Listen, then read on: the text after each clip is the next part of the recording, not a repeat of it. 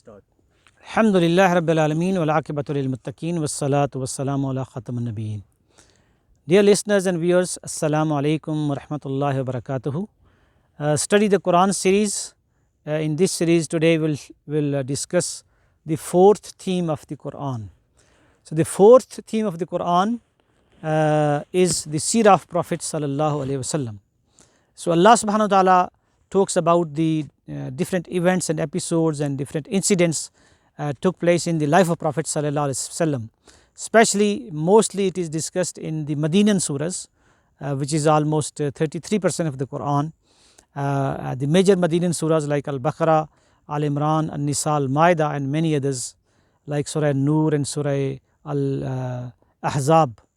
So Seerah is a very important subject and theme because when we study about the life of Prophet ﷺ, his struggle, his patience, his hard work and his sacrifice for the people, how he guided people, how he tried to educate them, train them, and how he was opposed and so much difficulties he faced.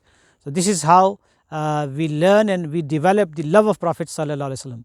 See, the objective of the seerah of Prophet sallallahu alaihi wasallam is that we develop a deep love and connection with Prophet sallallahu alaihi wasallam.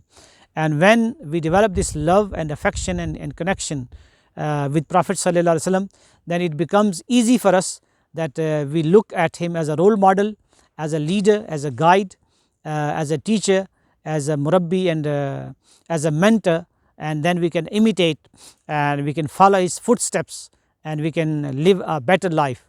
So Prophet sallallahu alaihi wasallam, how he lived his life as a husband, as a father, as a teacher, as an imam, as a community leader, as an army general.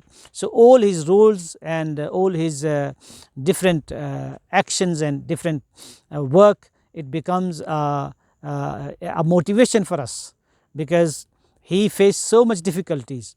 And then especially how Prophet ﷺ brought the social change, the society where he came in that was indulged in it was in the dungeons of darkness and in ignorance, that how Prophet ﷺ worked day and night and how he educated them and trained them and motivated them to become better human beings. There was injustices before him, they were involved in all kind of moral and other corruptions.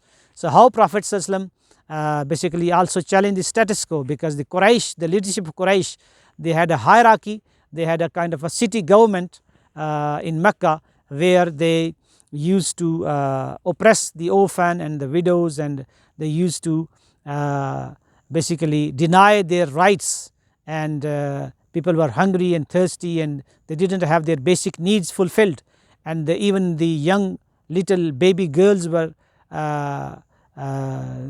they were buried alive at that time. So it was Prophet sallallahu alaihi wasallam that he gave the rights to women, to the children, to the orphan, to the weak people of the society, to the slaves, how the slavery was abolished. So this is the seerah of Prophet sallallahu alaihi wasallam. There are major surahs in Quran like Surah Al-Ahzab, Surah Al-Furqan, and there are smaller surahs like Surah Al-Kawthar, Surah Al-Nashrah, Surah Al-Duha, and also it tells us that how much difficulties and opposition Prophet ﷺ faced in Mecca, especially the Meccan Quran which was revealed in Mecca. So in all the major Meccan surahs, Allah subhanahu wa ta'ala commands and gives instructions to Prophet ﷺ to be patient and to show steadfast and determination. And this is how we learn the seerah of Prophet ﷺ through the Quran. So we can say confidently this golden words that the best book of seerah is the Quran. So if you want, as a Muslim or a Muslimah, male or female, you want to study the life of Prophet ﷺ, you should read the Quran with understanding. And the best explanation of the Quran is the seerah of Prophet ﷺ. So they go hand to hand. So may Allah help us to develop the deep love and connection and affection with our beloved Prophet ﷺ, so that we could follow his footsteps and his sunnahs, his ways and his lifestyle to become successful in this life, and then take the cup of Hawd Kawthar from his hands on the day of judgment. Jazakumullah khairan. Assalamu alaikum wa rahmatullahi wa barakatuh.